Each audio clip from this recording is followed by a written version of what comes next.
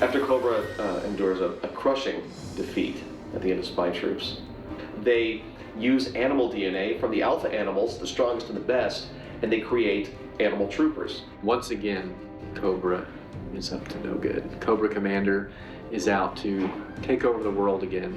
This time, he thinks he's got it figured out. He is going to take alpha animals and combine their DNA with humans and be able to create an unstoppable army anywhere in the world.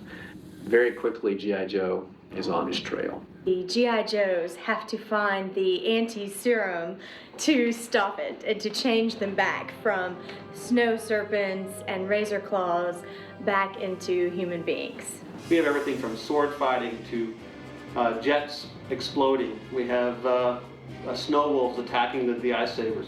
Lots of fun twists and turns in the movies. Some new characters, new villains emerge, and of course, great battles ensue.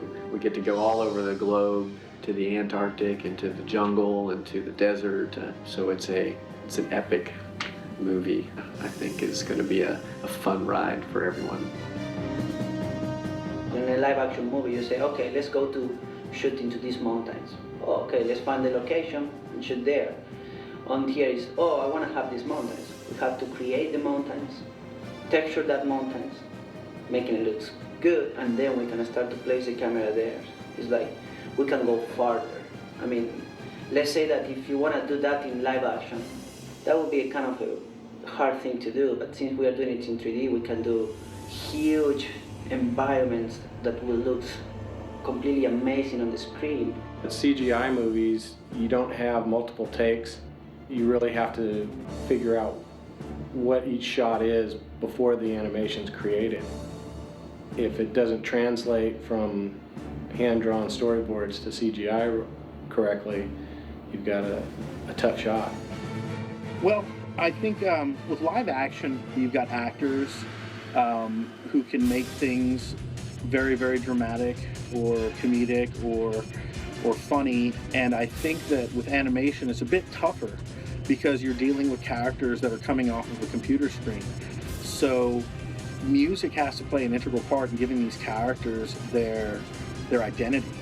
And I think that that's probably the main difference, is that you really are creating the mood from scratch. Some of the big difference is that we're pre-recording the dialogue. The actor's performance is literally months ahead of when we actually animate the characters. You might hear it one way, but then you can decide to have the character act, in 3 or 4 different ways. And the biggest thing about difference between live action and animation is probably that everything's so pre-planned, but you still need to make it look spontaneous, just like a live action film.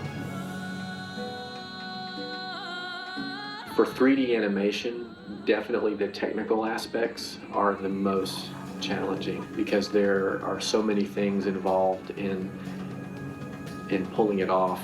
Working with the G.I. Joe world is a huge logistical and organizational challenge because we have to keep track of everything as mundane as where a coffee cup is and where it's used, all the way to being able to virtually use a helicopter at the request of the director.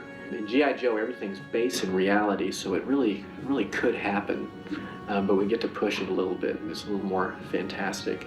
We have a process that we go through in making a movie. We actually call it our pipeline. It's our production pipeline, sort of like an assembly line, but it ultimately starts with our imagination, with the idea. The idea then turns into a written word on paper with the script.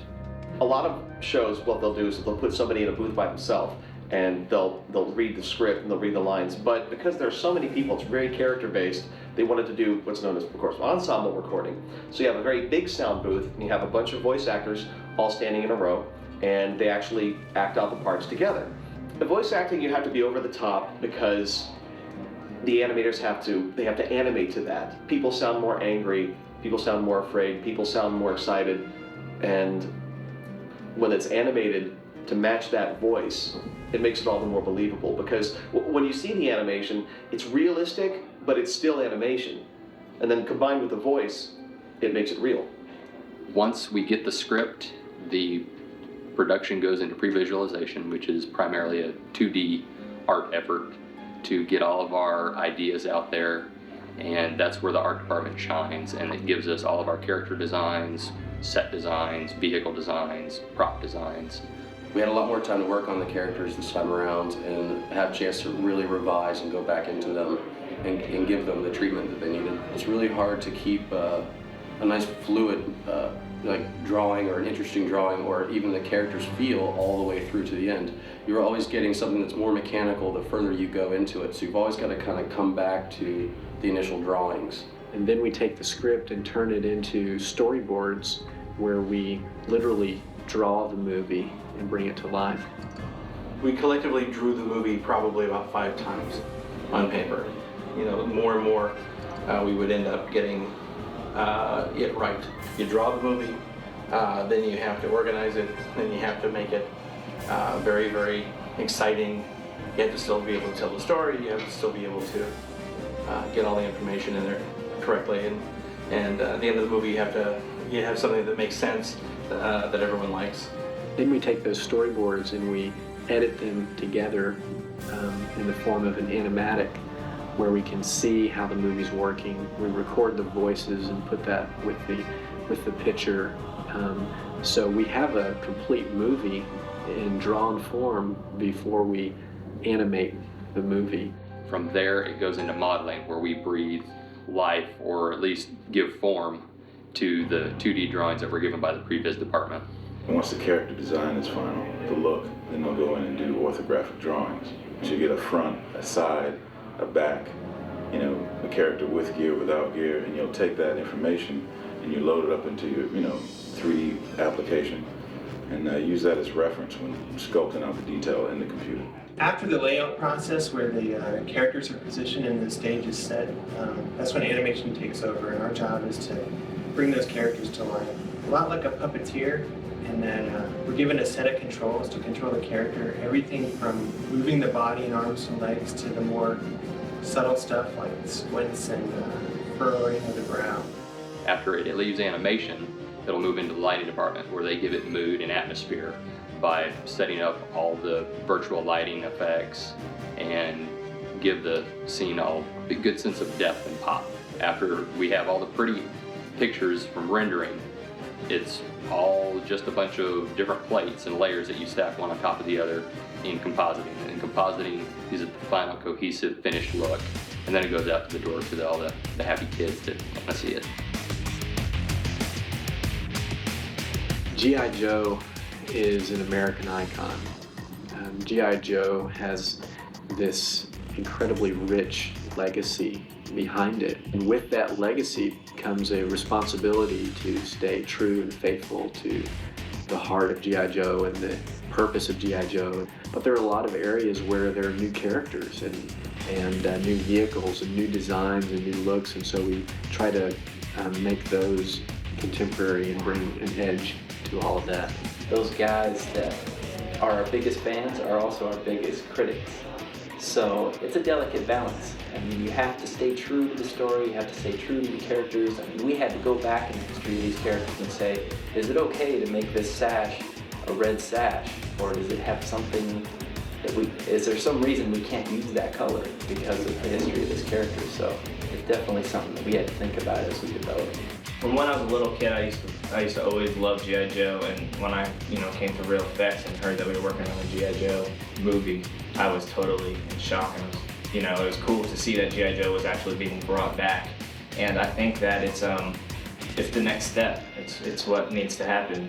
G.I. Joe, has been around in a cartoon for so long, and I think it needs to go to CG, and I think we're breaking some new ground with what we're doing. Most of us grew up with G.I. Joe toys as kids, and some of us even broke out Dad's old Super 8 film camera to make home movies with G.I. Joes. And really, not much has changed. We're still making G.I. Joe movies, only the tools are a little more advanced.